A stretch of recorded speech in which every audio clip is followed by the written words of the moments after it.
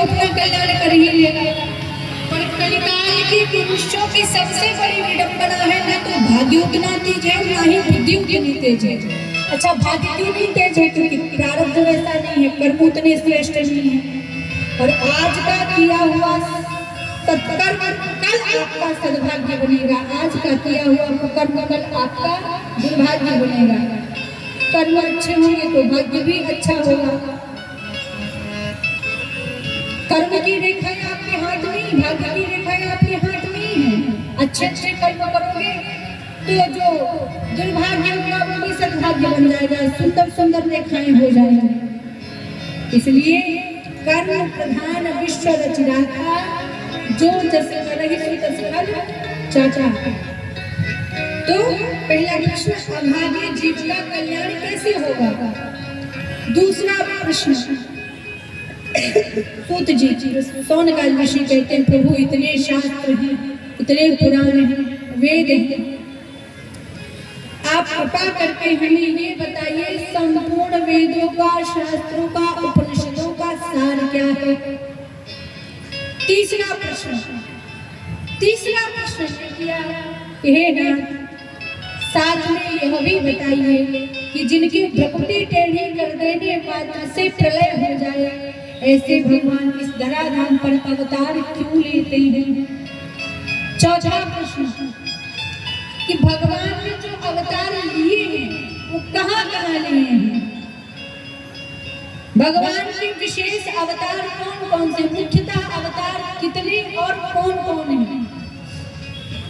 पांचवा प्रश्न किया, हे प्रभु साथ में यह भी बताइए कि भगवान ने कौन कौन से दिव्य लीलाएं करी?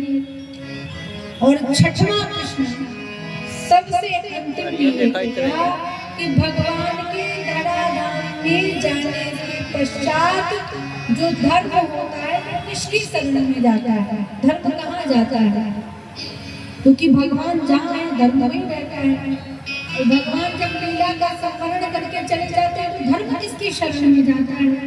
ये 6 प्रश्न शौनकादि ऋषियों ने श्री सूत जी से किए। पहला किम श्रेयः, दूसरा शास्त्र सारः, और तीसरा सवदार प्रयोजन, चौथा किम कर्म,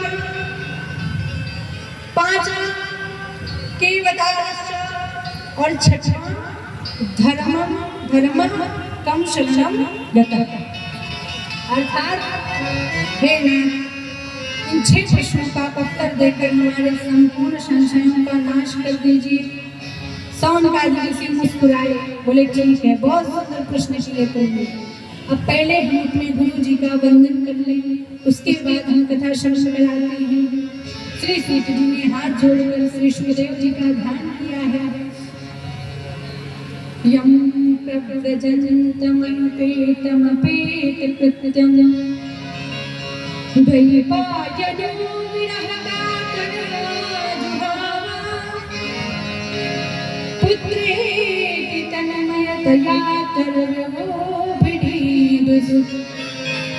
तं सर्वभूतहृदयं मुनिमानतोष।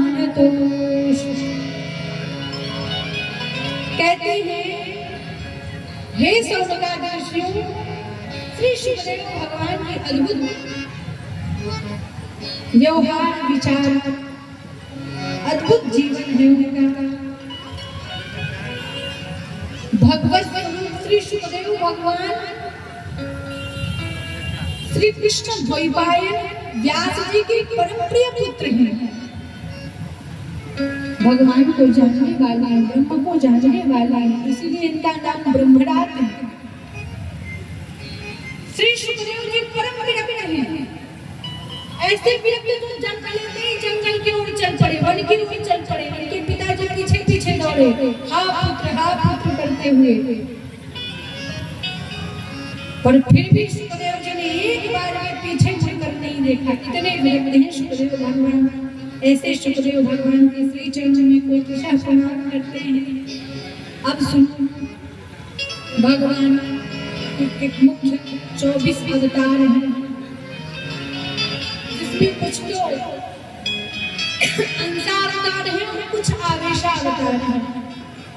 कौन कौन से बोले? प्रथम अवतार है सनकादिक ऋषि का अवतार, सनक सनंदन सनातन सनत कुमार।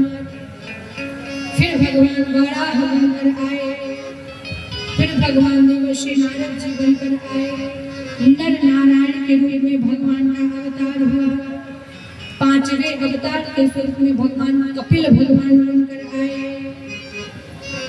अत्रि जी के यहाँ दत्तात्रेय के रूप में भगवान प्रकट हुए।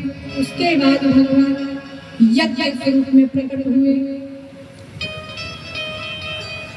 मत्स्य अवतार, कच्छप अवतार, धन्वंतरी अवतार, नरसिंह अवतार, वामन अवतार, पाराशर पुत्र श्री वेदव्यास जी के स्वरूप में वेदों का पृथक्करण करने के लिए भगवान ने अवतार लिया।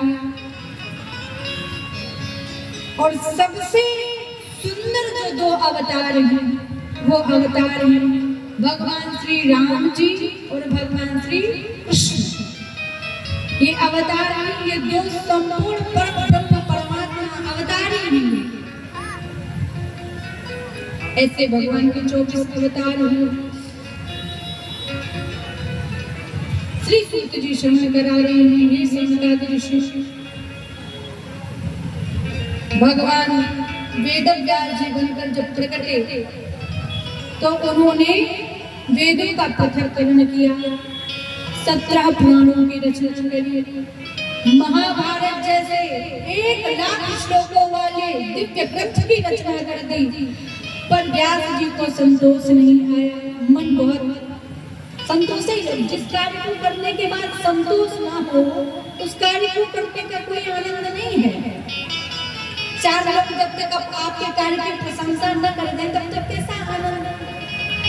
व्यास जी ने इतना बड़ा काम कर दिया पर आपको संतोष नहीं है, खिंच बैठे।